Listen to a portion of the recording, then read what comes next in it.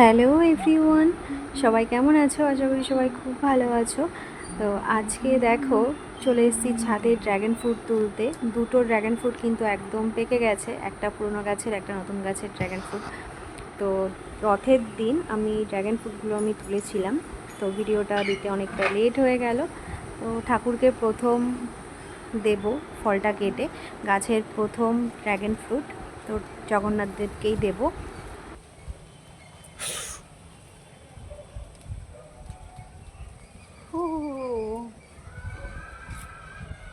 এটার কালারটা খুব গেল ডালটা, বললাম না ভেঙে যাবে ডালটা। এ দেখো এখান থেকেই ভেঙে গেছিল ডালটা। তুমি গোটা নাও। ফলটা বেঁচে আছে, এই যে কত ভাগ্য ভালো আমার। কত পিঁপড়ে হয়েছে। দেখো পুরো 1 মাসের মাথায় ফলটা কিন্তু পাকলো। এটা পুরো পেকে গেছে। ওটা কি হয়েছে আমি ঠিক বলতে পারছি না। ডালটা কেটে দিতে হবে।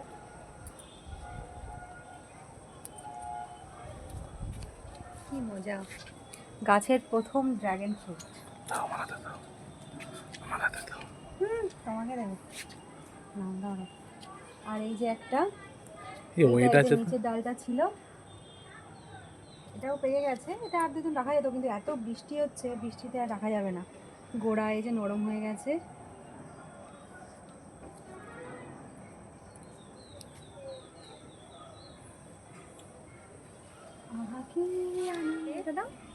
দুটো ড্রাগন ফ্রুট তুললাম এই দুটো গাছ থেকে। আর এই যে এইটা হচ্ছে এটাও আর 1 মাসও লাগবে না, 1 মাসই লাগবে মনে হয়, 1 মাসের মধ্যে এটাও হয়ে যাবে।